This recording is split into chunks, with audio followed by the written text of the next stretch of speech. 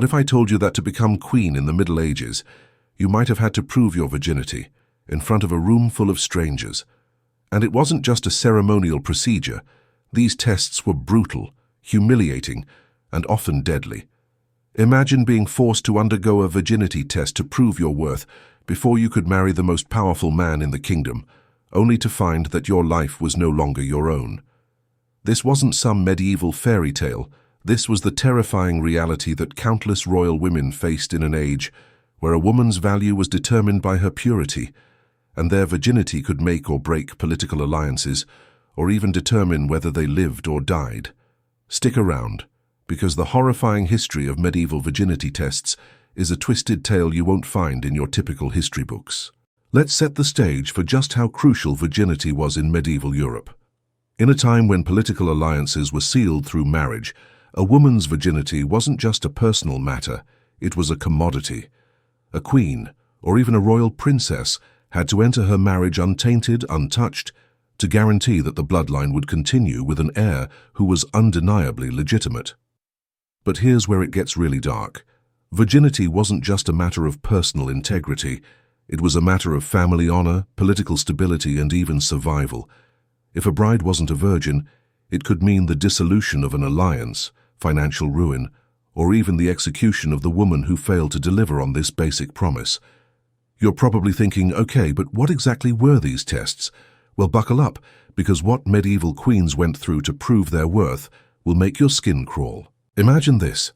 You're a medieval princess preparing for your wedding night, but instead of a romantic evening with your new husband, you're escorted by a throng of nobles and courtiers to your marital chamber, where, yes, a group of strangers will literally inspect your most private parts to ensure that you are indeed a virgin.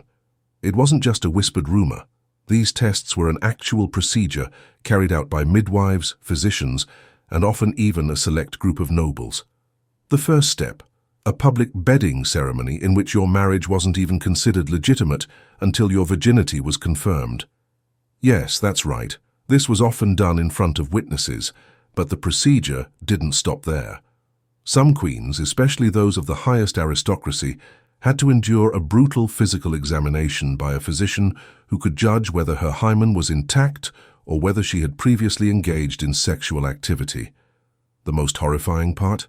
There were no rules. There were no limits.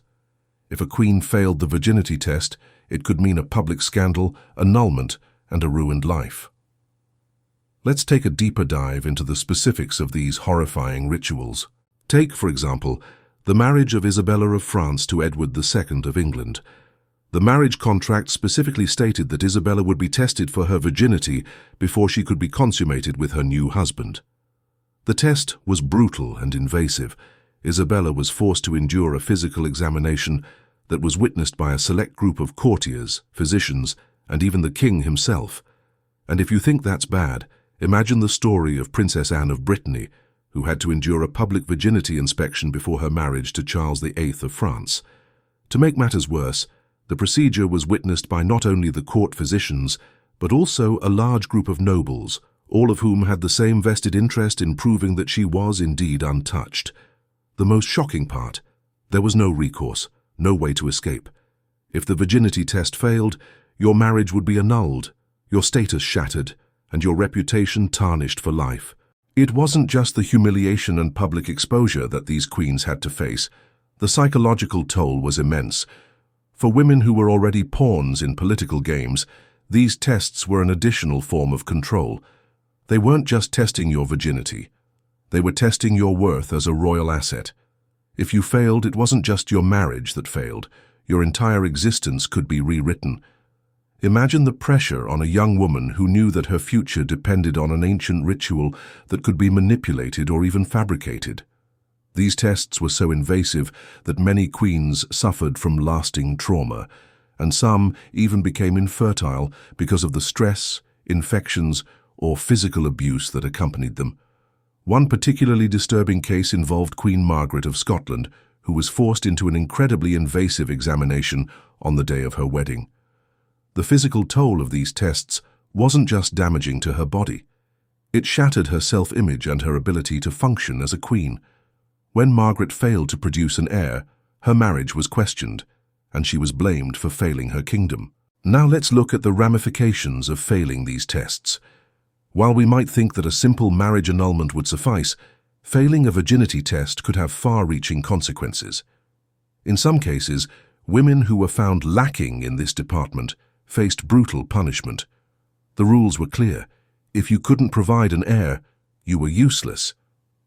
Some queens, like the infamous Eleanor of Aquitaine, had their marriages annulled after suspicion of their virginity. The court didn't just cancel the wedding, they tore apart the legitimacy of her position, casting doubt on her entire bloodline and ruining her reputation. For women in this position, the consequences weren't just legal, they were deeply personal. A woman who failed her virginity test could be stripped of her title, forced into exile, or worse, sent to a convent or prison for life. Remember, medieval marriage was not about love. It was about power, wealth, and securing alliances. While the practice of publicly testing queens' virginity faded in some areas, it didn't disappear entirely. In fact, as the centuries went on, these rituals became more insidious. The methods of proving a woman's virginity became increasingly invasive and even surgical in some cases. By the time of the Renaissance, women who married into powerful families were subjected to private tests by trusted physicians or even hidden rituals that were carried out in secret, away from the public eye. These new methods allowed for greater control and secrecy, making it easier for those in power to cover up failures and manipulate royal marriages to their advantage. But even after these tests went underground, the fear of failure and the psychological trauma endured by medieval queens did not disappear.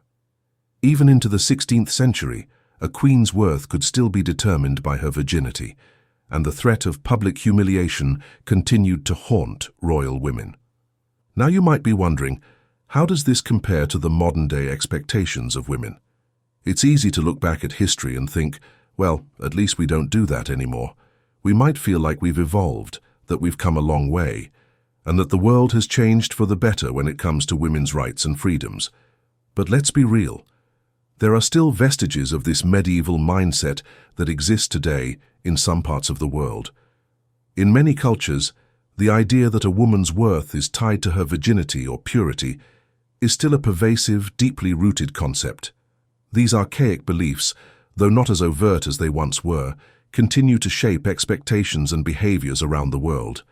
Whether it's in the form of purity tests or the societal expectation for women to maintain a certain image or reputation, these toxic traditions continue to weigh heavily on women's lives in ways that may not always be immediately visible, but are still deeply harmful. Women are still often judged on their perceived morality, their modesty, and their ability to conform to a set of impossible standards. These pressures manifest in a multitude of ways, from the unrealistic beauty ideals perpetuated by the media to the often silent but harsh judgments women face for simply existing as they are.